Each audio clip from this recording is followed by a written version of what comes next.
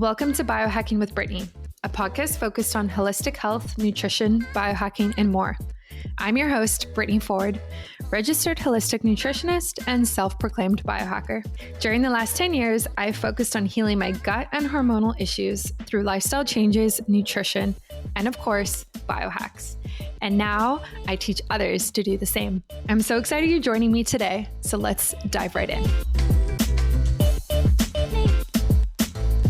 Great. So everyone listening, welcome to another episode of Biohacking with Brittany. I am so excited you are here with me, joining me again today. Today we have a special guest with us. I mean, every week is special, but this woman is super cool because she's actually in my neighborhood, which is very rare. A lot of the people I interview are all over the world. So it's really nice to have someone local to Vancouver, BC, Canada, and just really get a sense of community, especially during these times, which doesn't happen very often. So today I have Tanessa Shears with me, and she is a health consultant for entrepreneurs, which is very cool because I'm an entrepreneur and some of you are entrepreneurs. And I definitely don't see this very often, like someone specializing in this field. So yeah, Tanessa, welcome to the show. Hi, thanks for having me. I'm excited to be here. Yeah, I'm excited to have you. So to kick things off, I would love for you to just explain to us how you got to this point of specializing in this field, why entrepreneurs and why focus on leveling up their health. Yeah, it started way back in 2008 when I was teaching swimming lessons at the local pool. I was freezing my butt off all the time, and I was like, I need to get out of the water. And they had an interesting opening, whereas if you taught aquafit classes, you didn't have to teach so many swimming lessons. And I used to be the type of girl that was like, oh my gosh, don't make me sweat. I don't do exercise. But I got into aquafit, and that kind of opened my mind to exercise as that kind of like gateway experience into health. And I ended up loving it so much that I changed my major in university so that I pursued a biomedical physiology degree instead. And from there, I opened my own personal training business about 6.5 years ago now.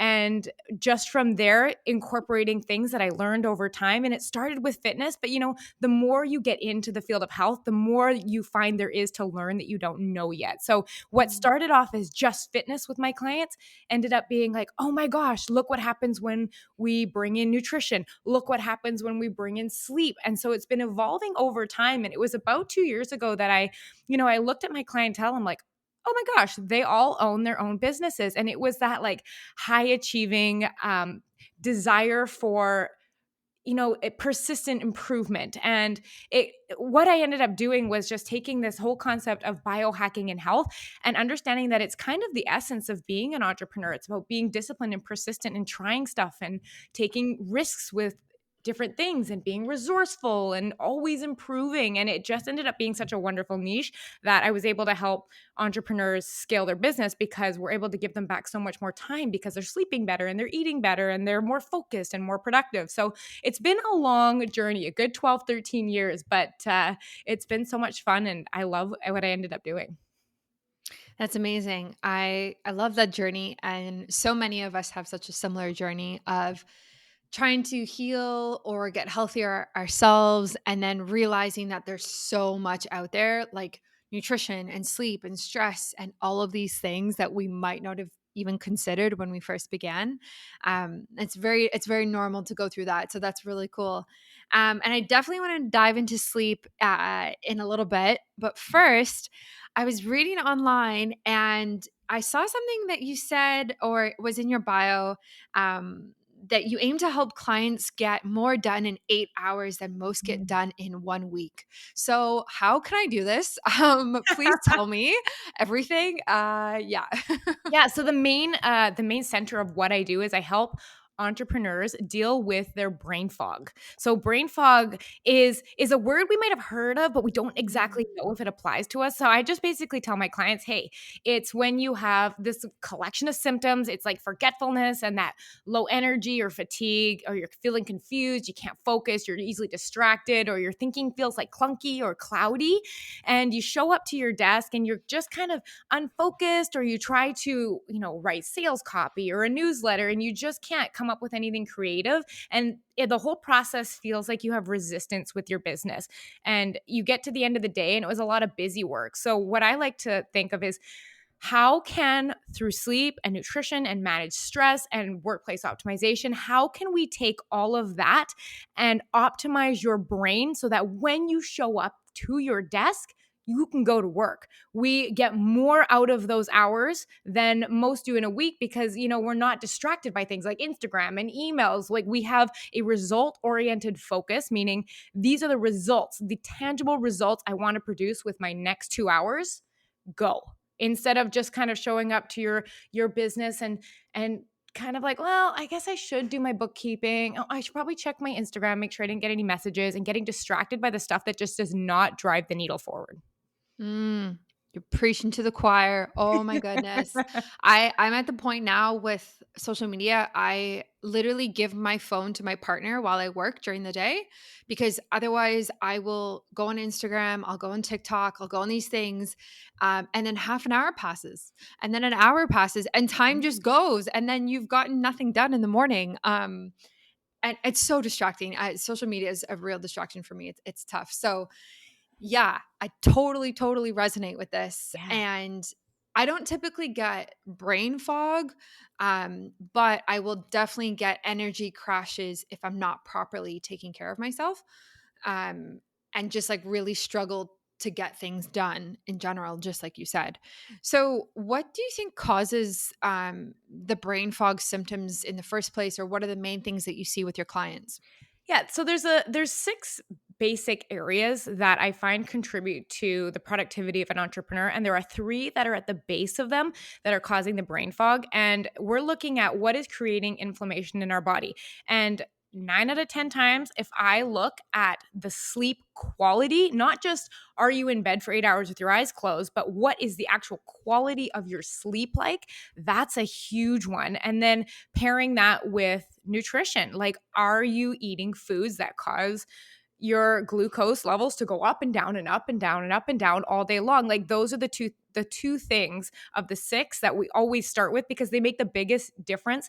And the whole idea of healthy eating is so subjective. So what we're really looking at doing is, well, if we remove these foods that we perceive to be inflammatory for you, what happens to your productivity? And then making sure that we are quantifying that and measuring that so that we know that the steps that we're taking are actually having an effect on your day-to-day productivity. Right. Yeah, that makes a lot of sense. Like as a nutritionist, I totally understand that. Yeah. And it's cool to actually see health in general become more personalized, and less like, hey, everyone be paleo. And now it's more like, hey, get your DNA tested, get your gut tested, like figure out what works for you. And that's how I've gotten the most success. And it's awesome that it sounds like you kind of have that similar approach with your clients. Oh, absolutely. Every client is different. Just what we do for one client might not work. I mean, there are general overarching principles that are effective as a starting point. But if one person starts eating red peppers and is getting bloated later, well, there's a really good sign that, this is something unique to this client. But we don't just rule that out for everyone just because, it didn't work for one person. So making sure that each approach is individual. Right. Yeah, exactly. So I'm going to explain my sleep habits to you and routine and evening routine and everything. And I'm so curious to see what you think because all of last year, 2019, I spent so much time really nailing down my sleep because I was such a bad sleeper, honestly, before that. And I've been really working on it. So I want to hear your 2 cents. All right, let's go. Okay, so I typically go to bed at go to sleep around 10:15. Before that, I'll go to bed around 9:30 and read. And reading really helps put me to sleep. My lights in my apartment go red, so it literally looks like I don't know, like a brothel or something in here. I don't know. It looks hilarious. And I wear blue blockers probably right after dinner, so around 7:30 or so. I do watch Netflix at night, but I'll have my blue blockers on and then all the lights off in the house. And then I use the Aura Ring to track my sleep. And I don't wake up with an alarm clock probably 95% of the time because I work from home. I don't really need one.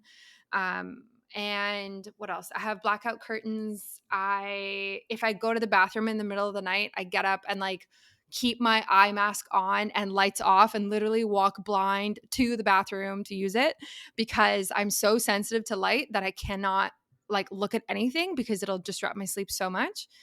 Um and I think that's it. And I keep it pretty cold too. We have a fan. We have a Dyson fan, which is nice because it's an air purifier too. And I really like the white noise, which helps me sleep too. And yeah, I think I'm probably forgetting something, but that's kind of like the gist of it. Yeah, it sounds like you already have like so many great things in play. There's a couple questions that I had pop up. So, when you're looking in your bedroom, you said you have the blackout curtains, but do you have anything like LED lights or, phone charging? Like, you know how like the indicator lights light up? Are any of Mm. those visible while you're sleeping? Yeah, the only little one we have is on the Dyson fan. Mm. So I should probably get some of that like hockey tape or those little stickers that you can get to cover that. And I don't sleep with my phone in the room, and we turn the Wi-Fi off at night as well. Yeah, definitely. I just use black electrician's tape and just pop it on all the little LED. It does a great Nice. job. Smart. But yeah, and then otherwise you said you have the Dyson fan. Do you know what temperature it is in your room when you're sleeping? Mm. I'm not sure. Like we keep the rest of the apartment pretty warm now because it's colder. We're in the colder months, but we never turn the heater on in the bedroom. It's cold enough for me to like sleep with socks on. So Yeah, I I don't know think if that's good. well, a lot of it is so individual, but a lot of Mm, research has shown that like 18 degrees Celsius, 65 Fahrenheit is like that perfect sleep temperature. But it sounds like you might right. have just naturally found your flow with your sleep Yeah. temperature. Yeah. Yeah, because honestly, before I took the time to figure out what worked for me, I would wake up multiple times throughout the night and get up and go to the bathroom multiple times and not necessarily like need to go to the bathroom like physically, but it became such a like mental habit for me. It was bad. It was so bad. Like I would wait, yeah, 3 to 4 times a night, and I really had to figure it out because it just wasn't working. And then in the beginning of 2019, I won an Aura ring in a contest on Instagram. And once I started seeing the data, oh my gosh, I was like, okay, no, like this is not working. I need to figure this out. So I really took the time to figure it out. Yeah, doesn't it make a difference when you can actually like wake up and see what was going on with your sleep? It was like walking blind before. How do you know what actually makes a difference, how to improve your sleep if you can't see the data? Like our brains don't have a printout when we wake up in the morning going, "Oh, we got enough deep sleep and enough REM sleep and that was great duration." Like we just assume that our Mhm. sleep is okay, but we have no way of telling. So like the trackers are so important. Yeah, totally. And it changed some of my nutrition habits too, like eating too close to bedtime. Also watching my stress too, because obviously, as you know, like the aura shows a lot of your heart stats too. So like HRV and your heart rate and stuff. And so getting into that was so interesting. And just like helpful to really like turn my health around. So it's definitely what I recommend. And do you recommend that to clients? Like, how does that work with your clients? So I've tried a couple different trackers. The one that I just like for basic clients to get them started is just honestly a basic Fitbit because Mm, I mean, everything has different levels of accuracy, but nothing's going to be quite as accurate as an actual sleep study, obviously. But I just like, let's get started. Let's get you a Fitbit. So I give all of my clients when they start now a Fitbit, just something basic. 'Cause I'm like, here, put this on, export your data to me, let me analyze all of it. And then we'll go through and start creating solutions because sleep is individual, like nutrition too. Like if I were to tell you, get blackout curtains, you're like, I already have blackout curtains. So it has to be individual to the person as mm. well. So when I get all the data, I, have coded all the cells so that they go green when we hit, if you got enough REM sleep. So we're starting to see trends in where we can improve sleep numbers based on what information we get from the tracker. All right. I wanted to interrupt this podcast today to talk to you about a new company I've been working with called Fume. They create natural inhalers made from Canadian maple wood that go with essential oils. So you can either use it with single essential oils like peppermint, eucalyptus, lavender, or black pepper, or you can use some of their blends like Reassurance shield, or conquer. Reassurance happens to be my favorite one because I love the stress relief I get from it with the flavors of lavender, cinnamon, and citrus in it. So basically, how it works is you would inhale through it and exhale through your nose and get all the benefits of the essential oil. But I also like it because it helps me breathe deeper, which I struggle with, especially during the day while I'm working. There's no smoke and there's no vape. And if you're interested in trying their products, use my discount code Brittany10 on the link in my show notes and on my blog post, and you can try them out. Or you can go straight to their website, fumeessential.com. That is FUM essential.com. Yeah, and try it out and start creating positive habits today. Cool. I love that. That's awesome. It's a very like holistic approach too, which I definitely appreciate. Uh, so what do you see most for your clients, like for these entrepreneurs in terms of sleep? Like, is it low REM sleep? Is it low deep sleep? Is it not enough sleep? Like, really, what are the trends that you're seeing?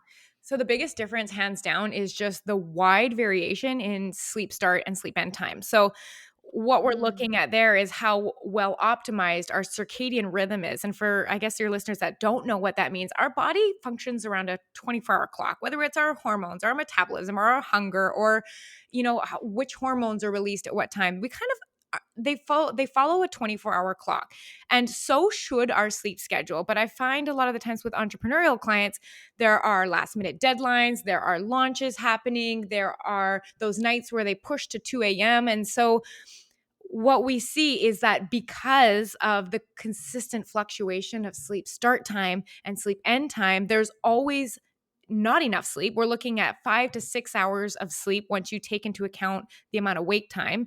And with those clients as well, there is disrupted deep and REM sleep. So your restorative sleep and then your dream sleep, because they're constantly fluctuating the times they start and end, which directly affects the amount of deep and REM sleep you get. mm. Yeah, that's that's interesting. I've read a lot about that of trying to go to sleep at the same time within the same hour so that you can get into a healthier pattern and healthier routine for sure.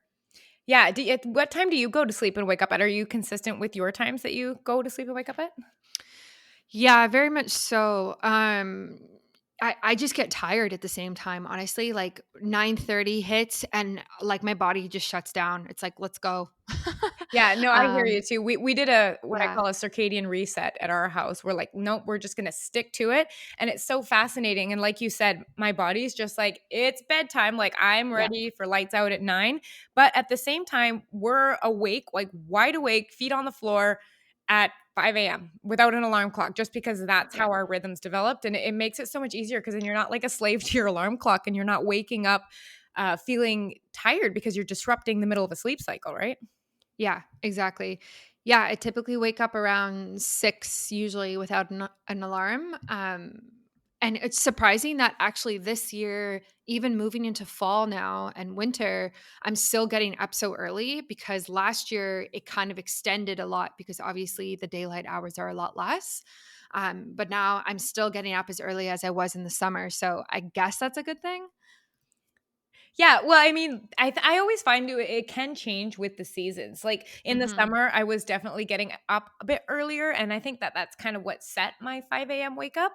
But now Yeah. I'm just finding it's such a nice time to be productive. Like what time you start and end your sleep at a lot has to do with your chronobiology. So we're genetically programmed to either be more of a night owl or more of an early bird, and that's very genetic. And so we can change it a little bit, but ultimately is if your brain is wanting you awake till midnight, it's going to be very hard to become a 5 a.m. wake up person. And a lot of it is understanding what works best for you and when you are naturally at your I guess, most awake so that you can optimize the time for work and for exercise and all of that kind of stuff.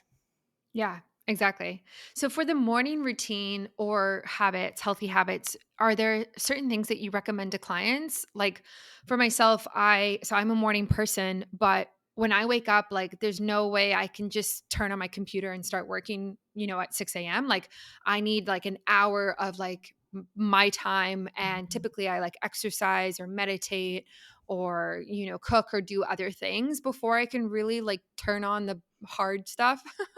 And it also makes me like less stressed too. So is that kind of what you would recommend to other people as well?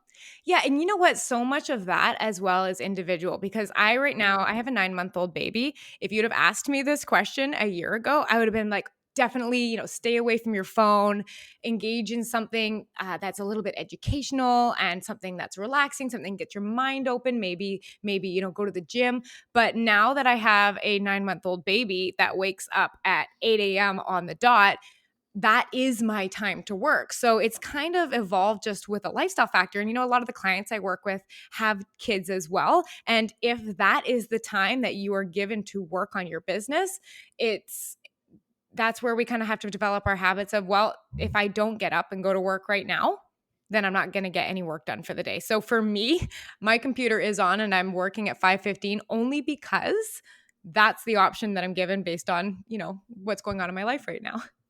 Yeah, yeah, that makes a lot of sense. And I wanted to ask about that. So, for new moms, like I have a few friends who've had babies this year, and they every time I see them, they look so tired. And I don't have a kid, but I want kids one day, hopefully. Um, but I don't want to sacrifice my sleep, which sounds bad, but I know I'm going to have to. But I'm so picky about my sleep now. So, like, what are your recommendations for new moms and dads out there? Yeah, the first thing I always tell my clients and everyone around me is I never let other people decide what my experience is going to be like. So Mm. when you'll find like people love to tell you all of the things that are struggles. Like I would have so many people say to me like, "Oh, you think pregnancy is hard? Just wait till the baby gets here. You're never going to sleep again." And we have so many of these beliefs that are shared with us, trying to be helpful or like funny, I guess, but we take a lot of these on as fact and don't ever accept the idea that we get to choose for ourselves what the experience is like, regardless of what the circumstances are. So we decided when I was pregnant, like, this is so fun. That was our motto for a whole pregnancy. It was our motto while the baby was up at 2 a.m., 4 a.m., 5 a.m., and 6 a.m. is this is so fun. We chose this. So I think that was the first thing. As far as a mindset and just deciding that I'm not going to have other people dictate my experience and tell me how my experience is going to be. So that was the first thing. But then when it actually comes down to the nuts and bolts of it, your sleep is going to be dictated by the baby, right? So what we decided to do was, well, if I care about my sleep and my sleep is dependent on her sleep, we got to figure her sleep out first. So we actually found this woman on Instagram who has a sleep course for babies. And it teaches you, when they go through sleep cycle changes and when melatonin starts working for them and when they have their most optimal REM sleep and how to help babies sleep better. So we took that course, and by about 11 weeks, maybe 8 to 11 weeks, our daughter was sleeping 10, 11-hour stretches through the night. And that's when then mama got to focus on her sleep. Oh my gosh, I need to see that course and bookmark it for the future. That sounds amazing. Good for you. Good for you for educating yourself. And I love what you said about that, like the mindset. That's such a good point of you deciding like this is fun. We chose to do this. Like Mhm. we're not going to let other people's perceptions dictate how we live our life and how we view things. And yeah, especially for pregnancy and babies and having kids, like everyone is so opinionated about it.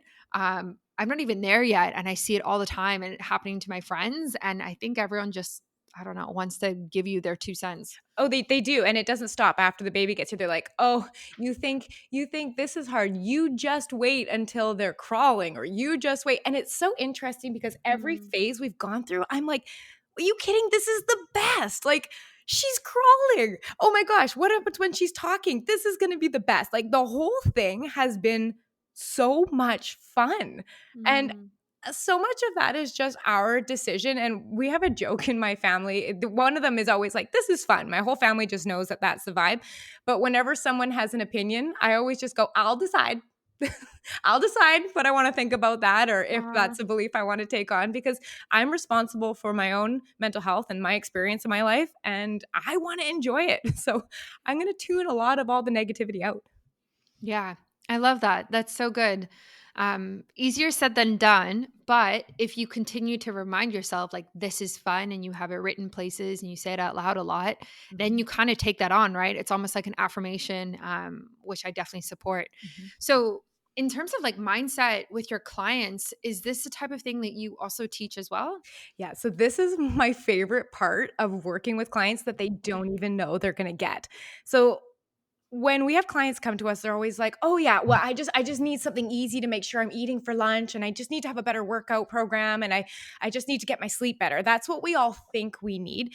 But a giant portion of what I do is the coaching side of it, and having people develop commitment and consistency and discipline and really be able to fundamentally understand why they're creating the emotions and the experience they are. And one of the best things that I teach my clients is that all the circumstances in our life, everything that happens around us and to us, it's all neutral, and we get to decide what we want to think about it. And our thoughts are a choice, and our thoughts are what create our feelings. So, one of the most powerful things I teach my clients is when you're sitting at your desk and you're feeling overwhelmed, stop.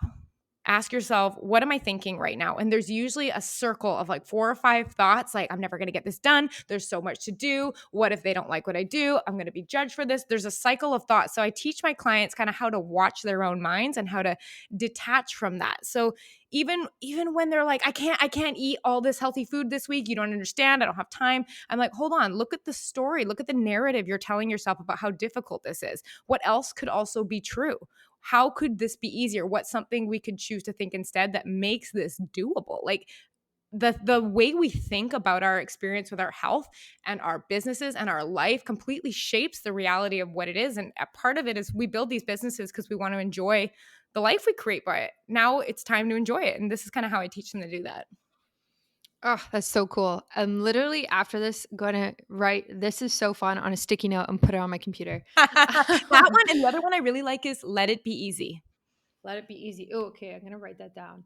Um, no, honestly, because I need reminders like that because something I've realized in the past month or so is that I worry so much about my health. And you're in the health space too.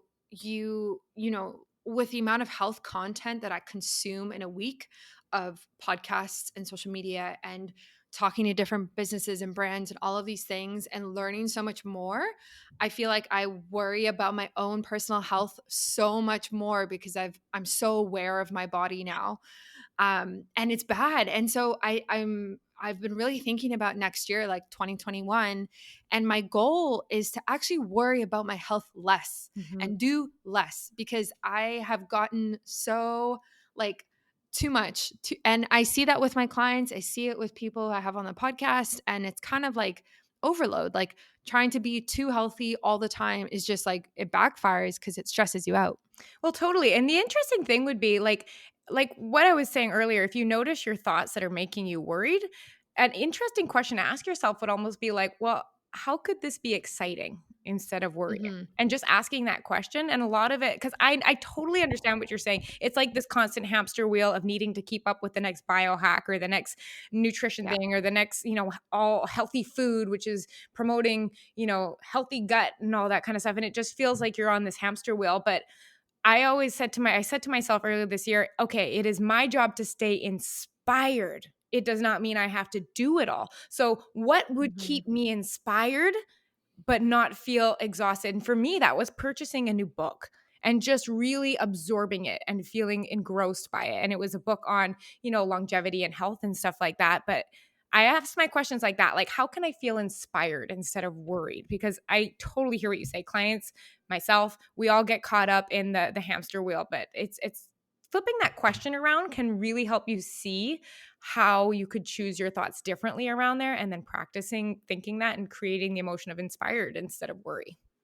Yeah, exactly. That's exactly it. It's mastering your mindset, and it's so much easier said than done because you've had these thoughts every day for how many years that keep coming back. You really actually have to do the work on them. And it's tough. It's so tough. So, in terms of like your clients and entrepreneurs, this type of mindset, how does it translate into their professional life in their businesses? Yeah, well, one of the most important things is if you're thinking about how you are managing how you show up in your business, like your customer relations, like are you feeling overwhelmed or stressed out? Or if you receive feedback from a client that isn't positive, like are you able to understand that their response is just neutral and it doesn't always mean it's personal, like how to step out of that, learning how to be able to show up in those moments you don't feel like it. So learning the difference between discipline and motivation. And motivation is something we all think we want, but it's not. It's discipline. Motivation is just a momentary kind of inspiration to get going, but discipline is when you don't feel like it. Motivation is when you do feel like it. But how often have we woken up and don't feel like going to the gym, or we don't feel like eating healthier that day, even though that's what we planned? It's understanding that as entrepreneurs and as anyone really, it is our job to invite in discomfort, because that is where growth lies. Like we have to be okay with not liking how we feel all the time. And that's fine, because we learn to think greater than we feel. We need to think, I'm going to do this because this is what I want for my long-term life and my goal and my health. And it is more important than the feeling I have in this moment. Right. And so how did you learn this? Like how did you or where or when, like how did you come upon this and like be able to embrace this mindset every day? Yeah, so it was actually really interesting. In 2015, I was dealing with debilitating anxiety, like having trouble leaving the house, a lot of anxiety around not enough time, and about feeling like I needed to be fully rested, and was fearful of having an energy drain. Like if I were to go out, I'd have to have quiet time beforehand to like recharge my energy. And I was dealing with that, and it became disruptive to my lifestyle. And especially, I was working 33 clients a week as a personal trainer back then, and I was running low on energy. And it started because I ended up in a cognitive behavioral therapy program that opened the door to this. And then I happened to stumble across another podcast called the Life Coach School podcast. And I started at episode 1, and I've listened through, there's over 300 episodes, at least 3 or 4 times. And the concepts in there about teaching me that my thoughts are creating how I feel, it sunk into such a deep level that it fundamentally changed who I was and who I am. And it infiltrates all of my coaching and my relationships and how I make choices about my health. It was one of those kind of serendipitous things that I stumbled upon that completely changed everything. That's awesome. I'm gonna look up that podcast. Yeah, start at the beginning, um, episode 1. yeah, I will. I that's what I need in my life is like teaching positivity as an entrepreneur, as someone who is in the health field and goes too deep and all of it. Yes. Um, yeah, and yeah, so I just want to thank you for coming on the show. This was awesome. I am so inspired by you and everything that you do. So where can people find you and how can they connect with you? Yeah, well, I'm most active on Instagram, and that's just at Tanessa Shears. But I mean, the hub of me is on my website at tanessashears.com. And I've got like free masterclasses there. And I'm launching a podcast soon all about biohacking for entrepreneurs specifically. So it'll be a fun journey for the year 2021. Cool. I love that podcast idea. I will definitely listen. That sounds like a great one. And great. So yeah, I will put all of those links into this podcast show notes for everybody to find you. And yeah, thank you again for coming on the podcast. Yeah, thanks for having me. It was fun. Thank you so much for tuning in today. As always, feel free to screenshot this episode and tag me if you'd like me to respond. I really hope you enjoyed it and learned something new. If you have a question about your health, my DMs are always open and I'm currently taking new clients. Thanks and see you next time.